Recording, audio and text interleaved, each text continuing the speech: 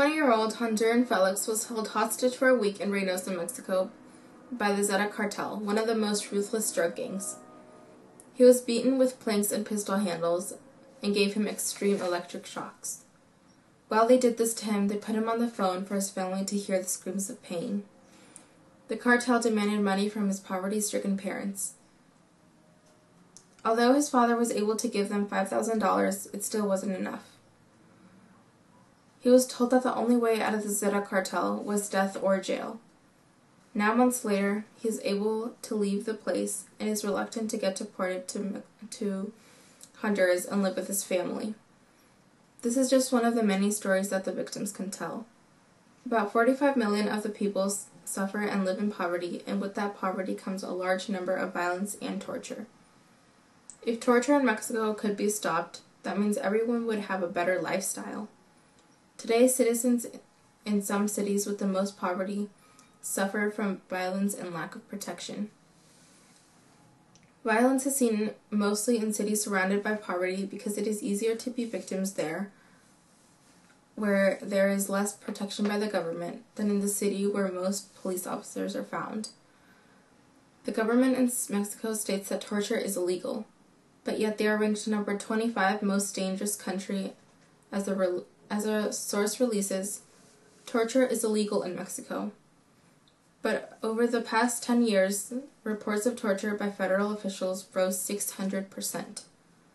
Over 7,000 people have reported suffering torture and other ill treatment by federal officials since 2010. Yet only 7 torturers have been convicted at federal level. This piece of information proves that the government is not considering the fact that there is so much torture and it's not getting better as the time goes by. The problem with Mexico's government is that no national registry exists, and this really affects the country because they might have and will continue to have problems with punishing the people who break the laws. If they had a national registry, everything would be much easier, and they would have better luck finding the right criminals.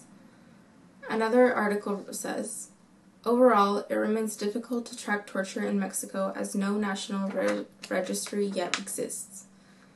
Each state keeps track of reported cases, and each state also keeps track of reported cases as well as the country's National Human Rights Commission. This fact is confirming the main reason why the torture is out of control. And that is because the National Registry does not yet exist. And if it doesn't exist, then it is much harder for the country to have control over their violence cases. With no National Registry comes a large number of torture and violence that is unnecessary. In the future, instead of killing and torturing the people for killing, committing a crime, or breaking a rule, having more evidence could solve the problem and help the federal officials to see the real people in charge of this.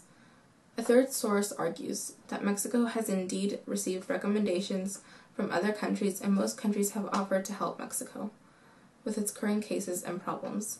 And most of these countries are found in Europe and the United States and Canada. As the torture is becoming more and more dangerous, over time, they will need as much help as they can get. Although Mexico needs as much help as it can get, it's not really responding and taking the recommendations they are receiving and putting them into action like they should be. But by making these changes, it will overall impact the citizens in a positive way and make Mexico a better nation for the future. Thank you.